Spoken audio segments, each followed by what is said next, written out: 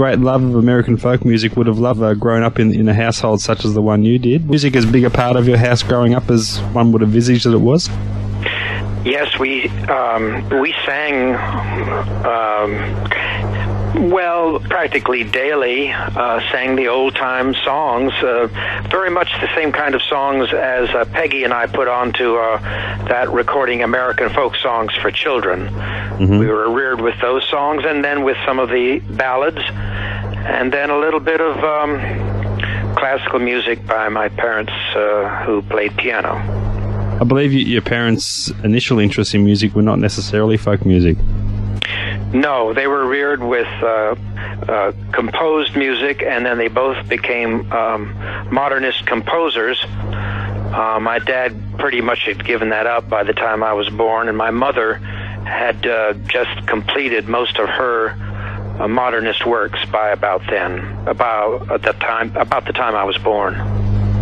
Tell us a little bit about the work that your parents did, particularly in the area of field recording. What do you see as their major achievements there? Well, my father only did a little bit of field recording. I think the most significant thing he did probably was to record 3 black musicians in South Carolina. He also recorded a folk festival in West Virginia where I learned a tune called Colored Aristocracy, a fiddle tune, which is gone all around the world. Most of what they did, though, was in presenting them in books and to musical organizations advocating on behalf of the continuation of folk music. I prefer to call it old-time music or traditional music or vernacular music. All of these terms have been, except for vernacular, have been co-opted since, so they've kind of changed, in meaning. As well as your parents, of course, your brother and your sister have made remarkable contributions to music. Did you learn much from them in your younger days? In my very youngest days, I learned some from Pete, because he was a great banjo player then, and he still is a good banjo player. Peggy and I were brother and sister, very close, and being reared together while we were somewhat competitive, and we learned from one another. Mm. Would you say you were a pretty keen student of music growing up?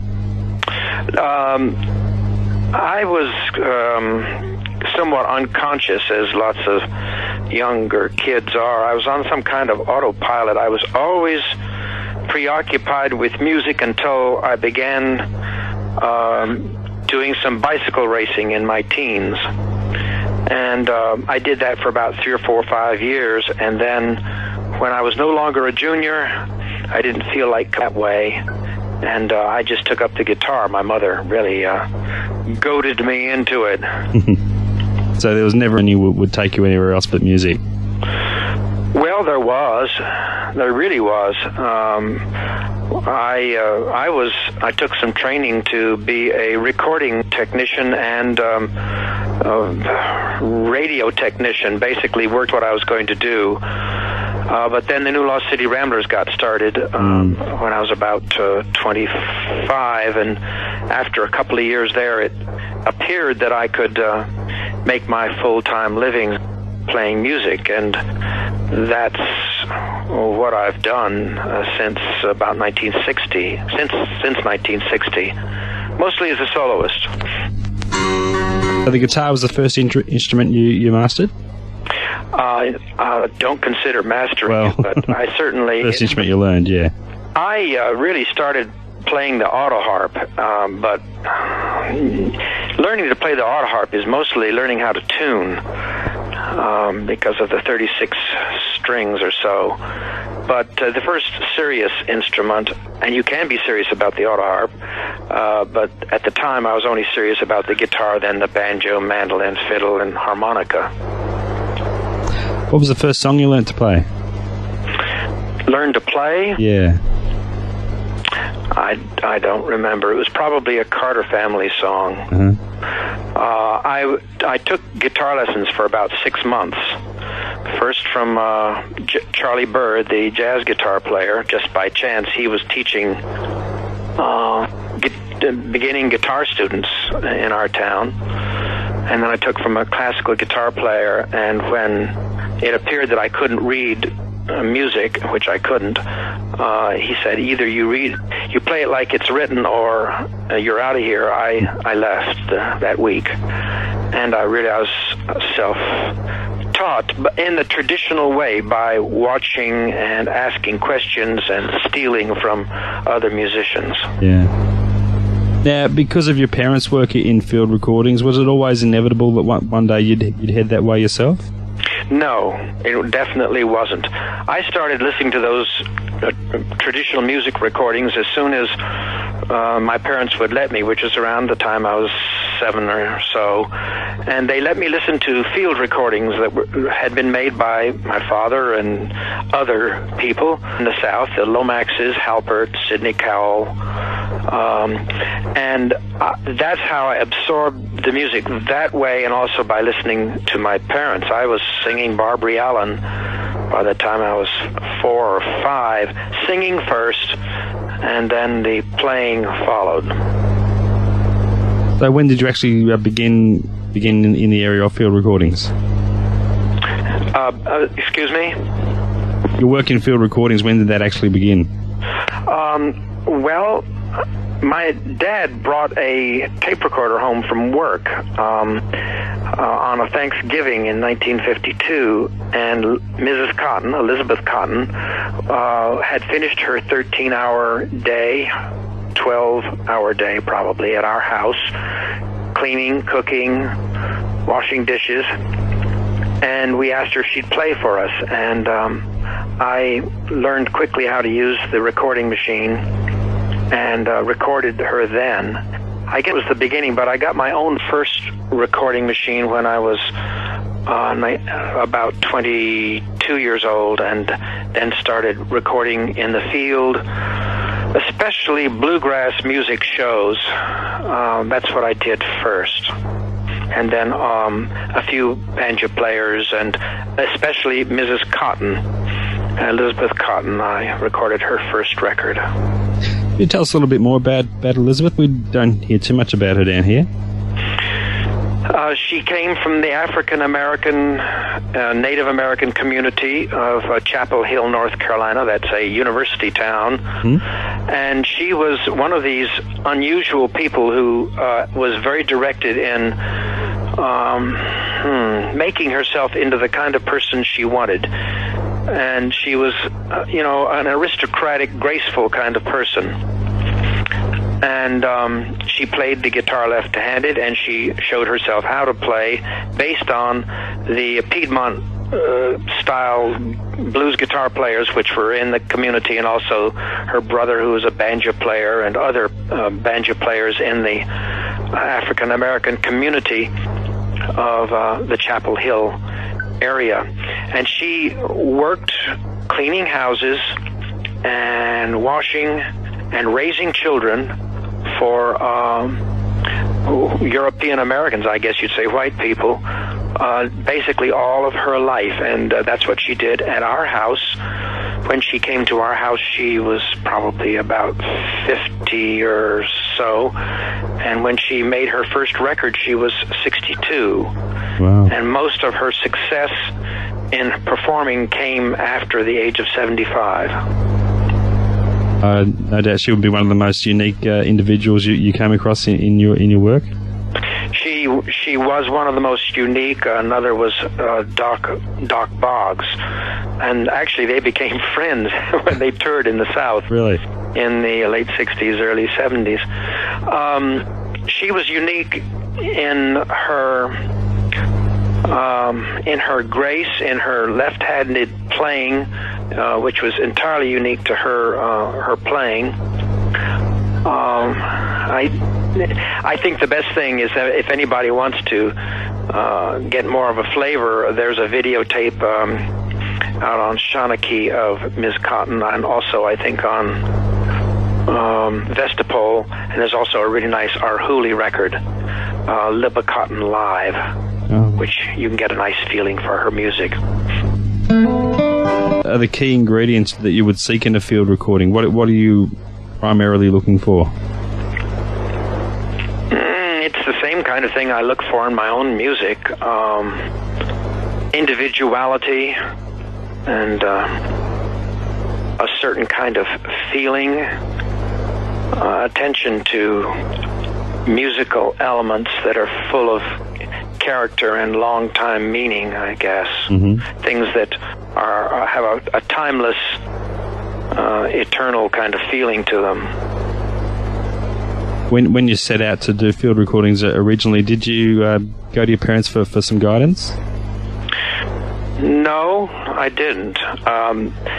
In a sense, I used the field recordings that I was reared with as my mentors. That kind of music was recorded.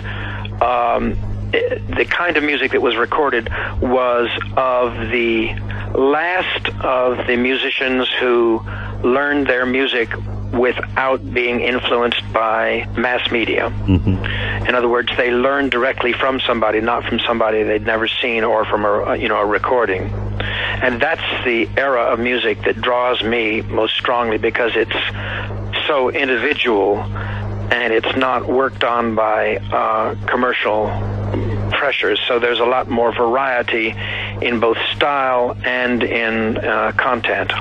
Yes, certainly.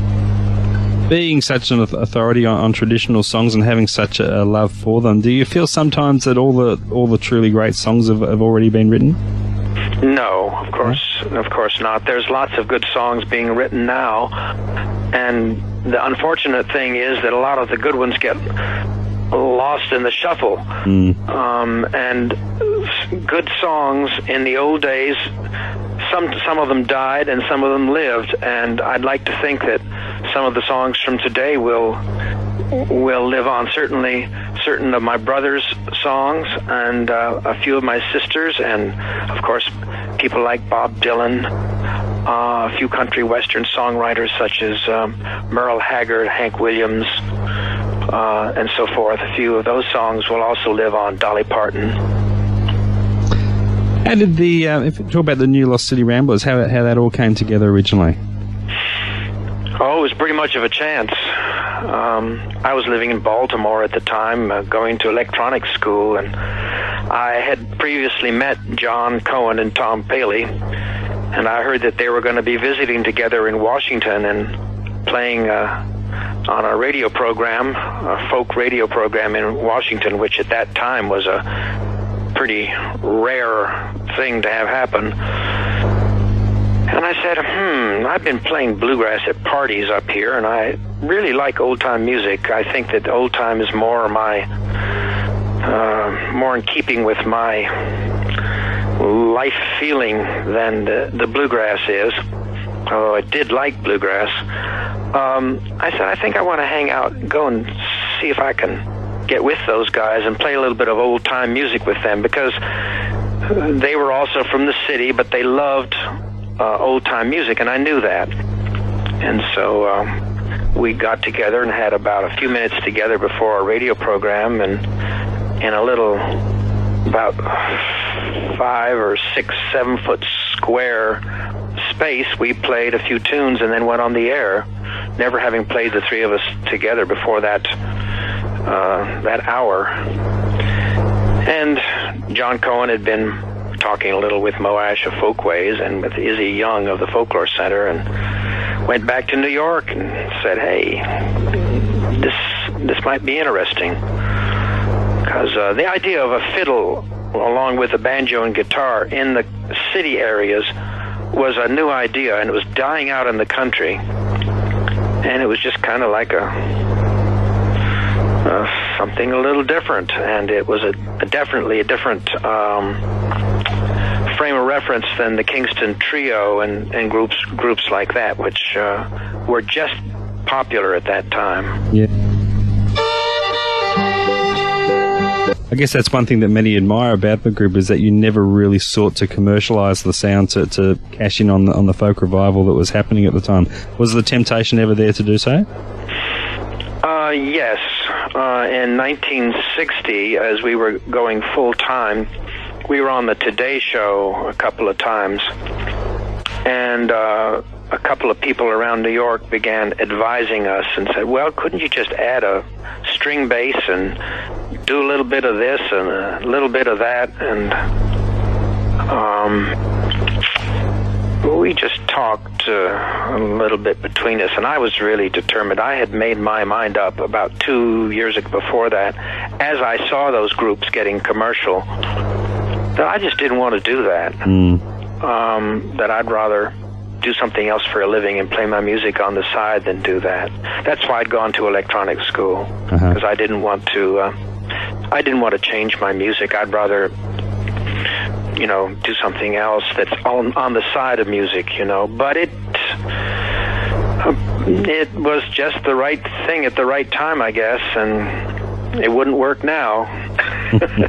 I don't think, unless a certain kind of showbiz thing could happen that would still be in keeping with music, and I do believe that some group could come along and do that now. Yeah. I think that it could happen again, but in a different way. Have you heard of the Freight Hoppers? No, I can't say I have. It's a young string band that got together about 4 or 5 years ago, and for about a year or two, they were on a lot of bluegrass festivals and played a lot of the same kind of venues the New Lost City Ramblers did back in the 1960s, and people loved their music. They're really good musicians, too. Better musicians, I think, than we were, although they basically just played one style or two styles, maybe. I'll have to seek them out. They are no longer together as a group. Oh, what a shame. As happens so often with groups, yeah. They last only a short time. Two of the main members, they're still playing, or they're all still playing. Just looking back at that folk revival that happened in the early part of the 60s, do you have a theory on why that upsurge of interest in folk music occurred at that particular time? Oh, that's a long story, and I haven't really given it that much thought. There had been for about 10 or 15 years little spikes of interest in the pop world. The Weavers being one, the Kingston Trio being another, and then eventually several groups. It kind of became a movement in the early 60s. I think the pop song world needed it. It needed something different that was more down to earth. It complemented rock and roll pretty well for a little while there until the Beatles came in, but then in a way Bob Dylan trumped the Beatles, or at least came up alongside of them, I think that's mostly it. It had a lot of meaning for a lot of people who had been reared in the country, and those who hadn't been reared in the country and were looking for something different were attracted to that music because it was had a genuine kind of down-to-earth, authentic feeling to it, even though with most of those groups it had been changed so drastically. The years that you've been involved in music, have you noticed any change in general in the American people's knowledge and appreciation of traditional music? Do you think they're more aware of it now than perhaps in the past? I think not. I think that what's happened in this country until the soundtrack for Oh Brother, Where Art Thou, I don't know if it's a big thing there or not. No, it's done quite well, yeah. But it's very evident here. I think it's high on the Billboard charts here and so forth. But there are small spikes of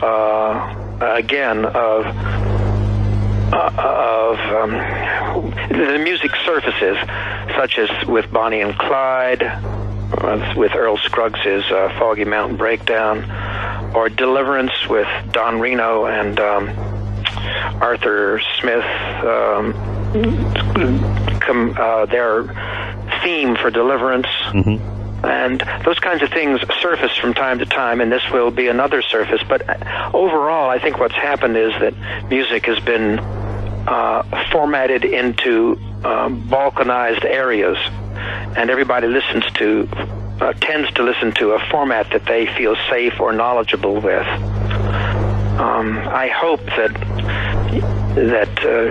your station, like some of the stations here, but not all of them, will be broad in their embrace of a variety of musics, because I think public radio is the only way for us to have discovery radio. Other stations tend to be rather narrow in their formats. Oh, absolutely, yeah. I don't like I think that format radio should be definitely balanced by a few stations which are more democratic. One thing I believe you're involved with over there is conducting school programs. I do a few every year. I don't do as many as I would like. I'm cutting down a little bit on my traveling, I guess, at this point, because everything takes a little bit longer. I've been doing instructional videos as much as anything, because you can do the same thing, or maybe even more, and get it to more people that way. How would a typical school session work? What would it involve? Well, when I do a school program, I tend to do assemblies and then try to balance it with a class. If there's a class of interested people, especially in high schools, I just introduce the different instruments, try to sing a bunch of different kinds of songs. It has a lot to do with musical sound, because that's basically what my approach to all of this is the variety of musical sounds, the different styles that you can get on different instruments, as well as the sound of the different instruments, ranging from Jew's harp, which is one of the oldest, and quills, which is even older, to the most modern of the instruments, the auto harp, of the stringed instruments that I play. Yeah. And just to finish up, Mike, when teaching music to others, and I guess just in general after all these years, do you still find yourself learning things about music yourself?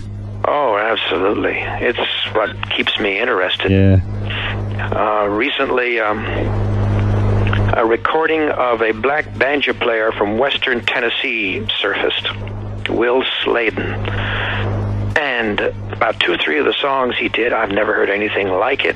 It's so simple, but it's so wonderful. And I found it intriguing to learn from him and kind of take it into my style. And it's subtle and it's fun. I just enjoy the heck out of it. I'm finding plenty. It tends to be in older recordings, archives that I've heard, or that have just surfaced, in, at least as far as I know. Another thing that's really interesting is to listen to some of the younger musicians, because there's a lot of good younger musicians playing old-time music now. Sure. And I live in Virginia, in Western Virginia, not too far from West Virginia. And from this region heading south towards North Carolina, into North Carolina and East Tennessee, and over into West Virginia, where there's so many good musicians over there, there's just a lot of people, both old and young, playing old-time music, and it's a growing world at this point. Not that you'll find them playing music for a living. It's played tends to be more in the way that people have always used this music, to play on their own, socially, or in contests, or at parties, and all the other places where you would have played this music before the advent of radio and records. Okay, Mike, well, I want to thank you for taking the time out to speak to me today. It's been wonderful talking to you. I appreciate the opportunity, and I hope I'll get a chance to come back to Australia. It's been a long time, hasn't it? Been about a little over 30 years since I think I was there last, and The New Lost City Ramblers toured there in 1965, and then I did a couple of small trips down there in the late 60s, early 70s. I'd love to come back. I loved it there. I would love to see you. It'd be fantastic. And Good talking with you. It's been wonderful speaking to someone who still has a great passion for the music they love after all these years. Thank you. Take care, Mike. Hopefully we'll see you down here soon. Okay. Bye-bye. Bye.